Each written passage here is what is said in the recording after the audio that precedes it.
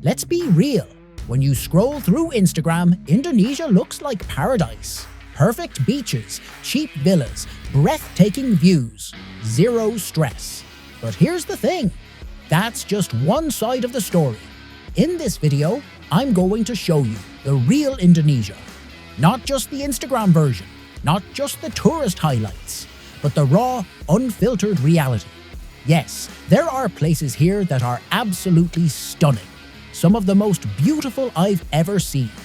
But I'll also tell you what the influencers don't.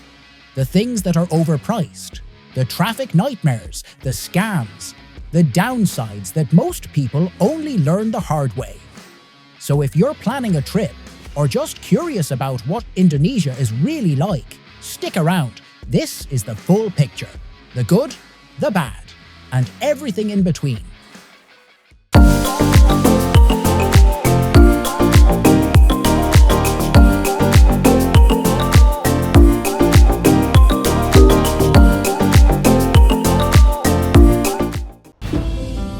One, Jakarta. Busy, loud, and full of surprises. Let's start with Jakarta. Yeah, it's chaotic. The traffic can test your patience. But once you're in, it's actually one of the most fascinating cities in Southeast Asia. You've got a mix of modern malls and ancient Dutch architecture. Mosques and cathedrals literally across the street from each other. Food stalls, street music, and a rhythm that never really stops. Monas Monument is a must. Kota Tua, the old town, feels like stepping into a different era. And if you want to get a crash course on Indonesian culture, head to Taman Mini. 2. Belitung. The island you've probably never heard of. Belitung is one of those places that's not on most tourist maps, and that's what makes it special.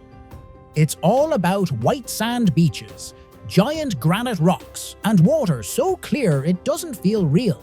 You can chill, snorkel, visit a lighthouse from the Dutch era, or check out Lake Kowloon, bright blue water in an old mining pit. And the best part, hardly any crowds. 3. Yogyakarta, where culture still means something.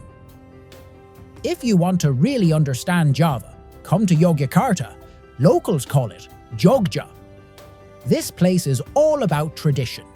You've got the Sultan's Palace, batik makers, street food everywhere, and puppet shows that have been passed down for generations.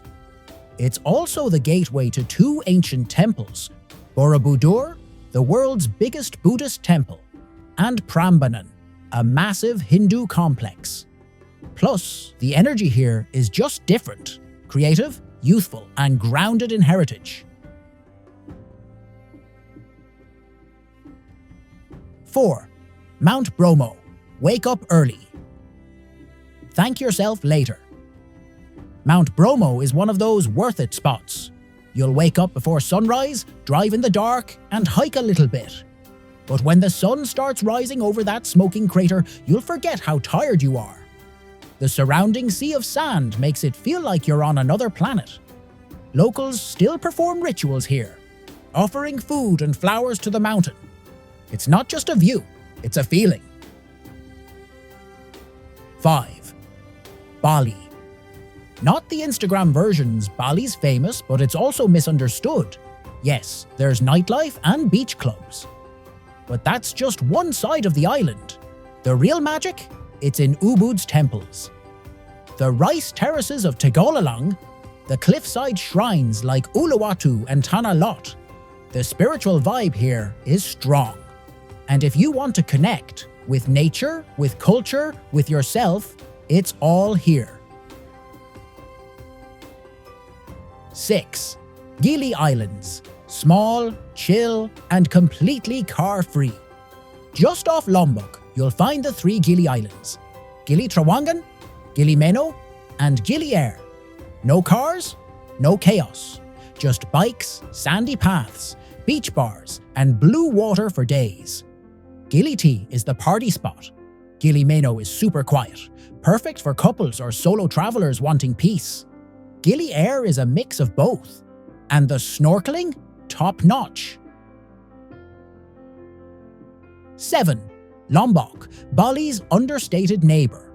Lombok doesn't try to be Bali, and that's the best thing about it. It's raw, less commercial, and full of adventure. Mount Rinjani is the big draw here. It's the second highest volcano in Indonesia, and the views from the top are insane. Then there's Pink Beach, which actually has pink sand. Plus, waterfalls, quiet villages, and uncrowded surf spots. 8. Wakatobi, where the ocean comes alive. If you love diving or snorkeling, Wakatobi should be on your list. The coral reefs are untouched, the water is clear, and the marine life, incredible. This is the kind of place where you'll see manta rays, turtles, and fish that look straight out of a Pixar movie. It's also home to the Baho people, sea nomads who've lived on the ocean for generations. 9. Sulawesi, culture, mountains, and tiny monkey. Faces Sulawesi is shaped weird and acts weird, and that's what makes it awesome. You've got places like Tanah Toraja, where funerals are multi-day festivals. Yes, funerals. Not sad and quiet, but full-on events celebrating life. You'll also find ancient stone carvings, world-class diving in Bunaken, and tiny tarsiers. Look them up. They're adorable and slightly creepy. 10th Raja Ampat, the one you save for last. Raja Ampat is the dream destination. Over 1,500 islands scattered across turquoise waters, and some of the richest marine life on Earth. It's not cheap to get to, but once you're there, it feels like you're in a nature documentary. You'll find manta rays, coral reefs, uninhabited islands, and quiet villages where life hasn't changed in decades. 11th. Kalimantan, into the wild. This is the Indonesian part of Borneo, and it's wild.